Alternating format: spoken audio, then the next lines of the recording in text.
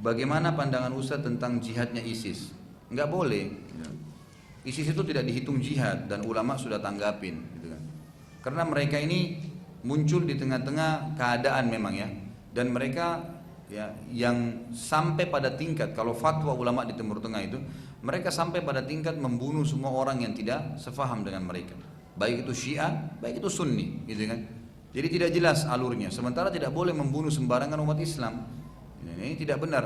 Jadi sampai mencap orang-orang selain mereka itu berarti sudah menyimpang. Saya pernah di SMS oleh seseorang, dia bilang, Ustadz bilang ISIS itu menyimpang. Ya, masuk ada ciri-ciri khawarij. Saya tidak katakan mereka khawarij ya. Ada ciri-ciri khawarij. Di antaranya menyalahkan orang yang tidak sefaham dengan mereka, dan ini bukan ciri Nabi SAW, gitu kan.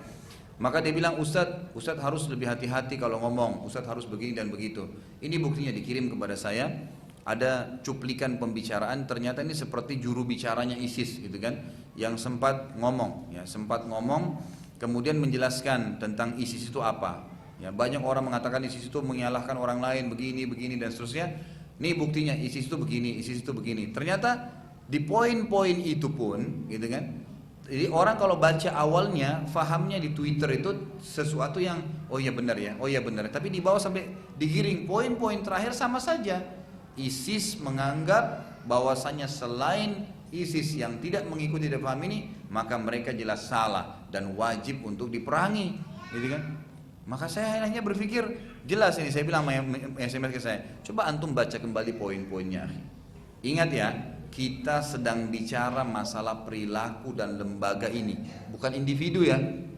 Kalau ada di antara mereka insya Allah berikan hidayah kembali kepada jalur jihad yang benar, memang dengan pemerintahan yang benar, silahkan saja, itu nggak ada masalah. Tapi kita sedang berbicara tentang ada hal-hal yang keliru dari perilaku-perilaku itu. Termasuk mungkin bisa lihat cuplikan-cuplikannya gitu kan. Seorang ulama di Mosul, di Irak itu dibunuh. Ulama ini ulama Sunni dan sudah lama, mungkin 50 tahun mengabdi.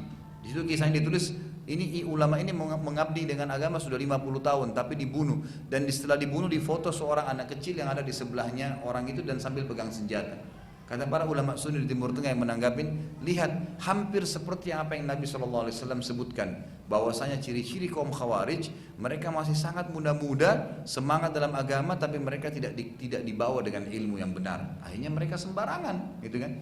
Ini termasuk hal-hal yang mesti difahami gitu.